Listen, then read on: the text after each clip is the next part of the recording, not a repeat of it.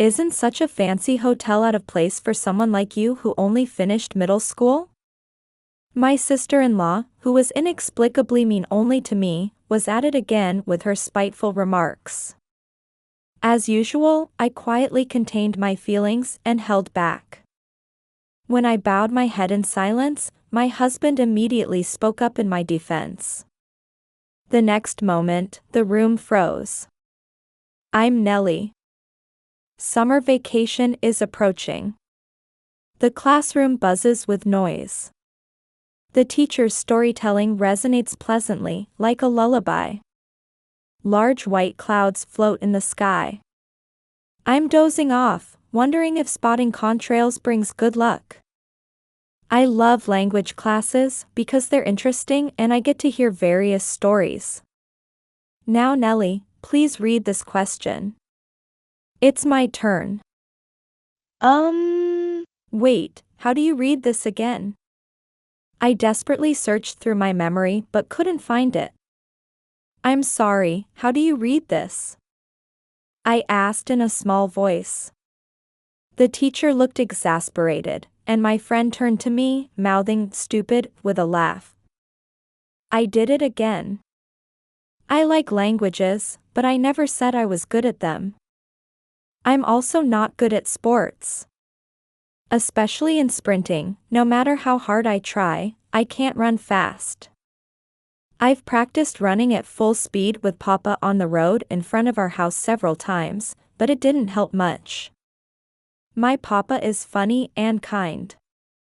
Though we weren't exactly well off, my beloved Mama and Papa always put me first and cherished me.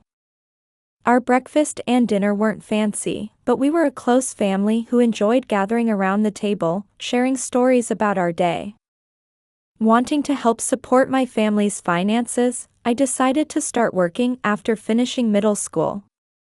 When the magnolias were in full bloom, I proudly became a working adult. With my first paycheck, I promised to take Mama and Papa out for a delicious steak dinner. This promise, made under the magnolia tree, became my first goal as a working adult. From day one, there was constantly something new to learn, and before I knew it, each day would end, passing by in a busy blur. My fellow newcomers were wonderful companions, and my supervisors were very kind. Samuel, who was 4 years older, always looked out for me and handled work so smoothly that he became someone I admired. When the long-awaited payday arrived, I took Mama and Papa to a steakhouse my supervisor had recommended to fulfill my promise. It was our first time going to such an upscale steakhouse together, and though we were nervous at first, we soon melted into the delicious meat and comfortable atmosphere. Thank you, Nellie. Papa was so moved that he ended up crying loudly. Mama laughed at the sight. Though slightly embarrassing, this moment felt incredibly happy. Let's come again, we said as we left the restaurant. After that, I often took them to that restaurant for their birthdays and anniversaries. Meanwhile at work, there was still so much to learn, and though I couldn't match Samuel's expertise, it would take more time before I became fully competent. The snow melted, magnolias bloomed, maples turned red, cold winds blew, snow melted again, and magnolias bloomed once more. As the seasons changed, Samuel decided to leave the company. My admiration for him remained unspoken, scattered like magnolia petals. As those memories began to fade in early summer, I happened to stop by a cafe during my work break. While taking in the fragrant coffee aroma and the quiet interior filled with stylish background music, I noticed a certain man. That bag and that posture. How many years had it been? It must have been 3 years, but I could never forget the figure I had admired. Samuel? Before I knew it, the words slipped out, and as I stood surprised, he turned around with an bow and approached, seeming just as surprised. It turned out Samuel often visited this cafe during his breaks too. We caught up briefly, getting rather excited, and exchanged contact information. This cafe encounter became the catalyst for us spending more time together, talking and going out. After several dates, we started dating. I never dreamed I'd be dating someone I had once admired from afar, but it became reality. Though Samuel was busy with work and we couldn't meet often, I cherished the special feeling when we did. Days passed swiftly. The maple trees were beautifully stained red. Walking and feeling the seasons through the street trees remained unchanged since I first started working. I'm exhausted. I collapsed onto the sofa still in my work clothes. Even after nearly 10 years, my body hadn't gotten used to it. Lately, there had been more new things to learn, so it couldn't be helped. Instead of scolding me, Mama would kindly say, "Thank you for working hard from early morning," and set out the dinner she had prepared. Tonight's dinner was fried chicken. Drawn by the wafting aroma of my favorite fried chicken, I got up, changed clothes, and helped with dinner preparations. I shouldn't be lounging around like this. I have something important to tell Mama and Papa today. After setting out the cutlery, everything was ready. Just then, Papa came home. "Oh, fried chicken today," he said happily as his first words upon returning, quickly changing before rushing to the dinner table. Recently, with Papa's business trips and my night shifts overlapping, it had been a while since all three of us had dinner together. Hungry Papa and I started eating right away. Mama's fried chicken is definitely the best. While savoring the fried chicken in happiness, I suddenly remembered. I had something to tell my parents today. "Mama, Papa, I have something important to tell you." They looked at each other and then at me. Since it was rare for me to speak so formally, they seemed worried. Seeing their faces, I couldn't hold back and started giggling as I showed them my left ring finger. "Tata. I'm getting married." "Don't make such faces," I smiled. Their faces immediately relaxed, and Papa began his barrage of questions. "Who is he? Where's he from? What kind of person is he? How long have you been dating? Did Mama know? Was Papa the only one left out? Oh, my Nelly," he wailed loudly. It was just as I expected. Since I had already told Mama about him, she was genuinely happy, saying how wonderful it was. Next to her, Papa was being so noisy that Mama and I had to calm him down. Yes, sorry for keeping it secret. Papa won't forgive this." Despite saying such things, Papa also looked very relieved. Soon after, preparations for moving began. "All right, this is everything." I closed the last cardboard box and stacked it at the edge. The packed boxes totaled 10, fewer than I had expected. While working, we found my middle school album and diary. We looked through them, laughed heartily, and reminisced. Getting sidetracked is part of any major cleaning. Mama found my old stuffed animal. She gazed at it nostalgically and packed it into a box, telling me to take it with me. As we chatted about old times while packing, the room quickly became empty. Mama was a bit worried about me living with my husband's family right after leaving home. After all, I had grown up without ever practicing cooking. "It'll be fine, Samuel is kind. It's a bit lonely that he's not home much, but I'll manage somehow," I replied cheerfully. Not knowing what was to come. "I told you not to put that there." It was Samuel's sister, Etta. Since I arrived, Etta had been consistently cold and harsh with her words. For some reason, she didn't treat anyone else this way. Thinking the cause must be my own inefficiency and inability to do things well, I worked even harder at housework and my job. On my days off, I would visit my parents' home to learn cooking recipes from Mama. She always welcomed me with my favorite fried chicken. Going to learn cooking was just an excuse, really. I was going to taste Mama's cooking and feel the comfort of home. How's your new home? Are you managing all right? I'm worried, she would say with such genuine concern that I found myself lying. Everyone's kind, and they even compliment my cooking, I'd say. In reality, my mother-in-law and father-in-law were very good to me. Recently, my mother-in-law even taught me her specialty dishes. They also gave me advice about housework, and I tried various approaches to figure out how to handle household chores efficiently. Meanwhile, Etta continued to find fault with everything I did and attack me with cold words. Each day was spent trying to deflect these somehow. But my daily efforts weren't in vain, as I became capable enough at housework to earn praise from my father-in-law, mother-in-law, and Samuel. When I served the new potato salad recipe I learned from my mother-in-law, it was a huge hit with my father-in-law and Samuel. However, Etta's attitude didn't change at all. If anything, her choice of words and expressions had become stronger, seeming to escalate from how they were at first. One day, as I was getting dressed to go out, the door suddenly opened. "Please knock," I exclaimed sharply, startled. But Etta paid no attention and deliberately pushed work onto me. Though quite irritated, I still finished the assigned tasks. As I was fixing my appearance at the entrance, ready to leave quickly, she came all the way there to say, "Where are you going in such cheap clothes?"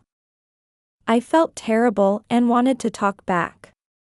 Suppressing those feelings, I managed a polite smile and left the house, judging that arguing would only make things complicated later. But it was my favorite outfit. Even when I try my best, hearing such things makes me want to give up. When the criticism extends beyond housework and work to unrelated matters, it really takes a toll on my mental health. I was reaching my limit. I wanted to talk to Samuel about it, but he comes home tired from work every day, and I didn't want to worry him unnecessarily. Right now, I wanted him to focus on his work. I just silently waited for time to pass. Around the time I was getting used to my sister-in-law's coldness, Samuel proposed having a wedding ceremony. I was so happy that before I knew it, something was running down my cheeks. I was confused by my own sudden tears. Seeing me like this, Samuel gently embraced me, saying, "Sorry for making you wait." Once that was decided, everything moved quickly. We planned to go choose the dress and venue on the weekend, and while I was excited, it was short-lived. For some reason, my sister-in-law came along that day and kept rejecting everything I suggested. My dream wedding dress. I chose a fluffy white princess line dress that made me feel elevated just by itself. Samuel was smiling, saying it suited me, so we decided quickly. It was really lucky that Etta happened to be in the bathroom at that time. Samuel chose the venue. Of course, I agreed, but Etta wouldn't stay quiet. "Isn't such a fancy hotel out of place for Nellie, even if it suits Samuel?" she said spitefully. "After all, she's just a middle school graduate who grew up poor, right? She's not on our level," she continued mockingly. Here we go again. I must endure, I thought, bowing my head in silence, when Samuel immediately spoke up. "Hey, Etta. That's no way to talk. Besides, this is Nellie's hotel. Education and upbringing don't matter." The room froze. Etta stood there, unable to process the situation. I nervously opened my mouth. I'm actually the manager of this hotel." I explained how I had worked continuously since graduating middle school, and through recognition of my dedicated work, had become the manager. Though it was embarrassing to talk about myself, I was able to do so because Samuel was there beside me with a serious expression. Looking at Etta, I saw her make a very frustrated face before trying to run away. Samuel caught her arm. "Etta, wait. What's with that attitude?" Samuel quietly questioned her. "Has it been like this all along? Why do you treat Nellie this way?" At this, Etta's eyes turned red as she glared at me and Samuel. "Why, you ask?" Etta took a breath. She looked like she would cry if she continued speaking. She swallowed her words and tears once, roughly wiped away the tears that had welled up, and continued forcefully. "I'm good at everything, studies, work, sports, everything. So why is there no one around me?" Her shout gradually weakened and became quieter. Feeling uncomfortable, I instinctively offered her my handkerchief. Etta snatched it and wiped her tears and nose. After calming down a bit, she quietly began speaking. "I'm sorry for being so pathetic," she mumbled, still looking away. In the same tone, she confessed that she had been jealous of me and had been mean to me out of envy. Hearing this, I felt happy, as if I had gained a real sister. The fact that she took the handkerchief I offered and used it to wipe her tears and nose showed me she had an honest and adorable side. Seeing this new aspect of Etta made me feel a bit relieved. If I said that, she probably wouldn't speak to me again. On the way home, thinking we might have gotten a bit closer after what happened, I tried talking to her about various things, only to be told, "Don't get carried away." But her voice was different from before, with a hint of laughter. That evening, when I called out, "Dinner's ready," while setting the table, Etta was the first to arrive. She silently helped set the table. When I expressed my thanks, she just replied, "It's nothing special." But even that was enough progress. The steady rain had completely stopped, and the sun was shining brilliantly. My wedding day was blessed with clear skies. As I was getting ready in my dress, Mama and Papa were excitedly fussing around, looking at me a bit sadly. "Nellie, you're beautiful," Mama gently caressed my cheek while Papa stood beside her, crying and calling my name. Thinking what a noisy family they were, I said, "Papa, you're too loud," as Mama and I tried to calm him down, savoring this family moment. Since the ceremony was about to begin, Mama and Papa left to make other preparations. While I was quietly reflecting on my memories alone in the waiting room, there was a knock at the door. "Yes?" I answered, turning around to find Etta standing there. Wondering if something was missing in the preparations, information raced through my mind. As I was flustering, Etta chuckled and said just one thing, "You look beautiful," before leaving the waiting room. I sat back down, relieved. And I smiled, knowing that the distance between Etta and me was surely shrinking bit by bit. "Nellie, you're beautiful." Before I knew it, Samuel was sitting in front of me, and we both laughed at my surprised, confused expression. So much had happened to get here. It felt both long and like just a moment. I think this is my starting point. Though I don't know what awaits us, I'm sure everything will be fine. Shall we go? Samuel's extended hand was dazzling. I felt like I could go anywhere holding this hand. Spring sunlight streams through the window, illuminating the room. The faint background music from the TV program and the rhythmic sound of vegetables being chopped flow through the air. The clock had passed noon. Just the salad left to prepare and everything would be perfect.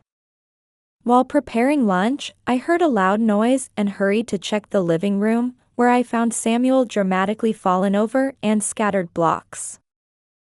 "Ah!" Papa lost. Samuel happily acknowledged his defeat while our daughter looked delighted with her victory. I burned this happy scene into my memory, sincerely wishing such happiness would continue forever. What are you doing? Dinner's almost ready. At my words, they both responded cheerfully and began cleaning up the room. The doorbell rang, and when I opened the door, there stood Etta. Here you go, she said, handing over our daughter's favorite snacks before bustling into the house. It's Etta. Our daughter jumped at her excitedly, and Etta lifted her up, saying, "How cute." She had become a doting aunt rather than just a sister-in-law. Somewhere along the way, we had completely forgotten any awkwardness between us. We'd go shopping together, she'd buy toys for my daughter, and we had become like real sisters. I think it was all thanks to my daughter. They say children are angels, and I feel that's absolutely true every day. I'm expecting my second child now. These sparkling days seem likely to continue for quite some time to come,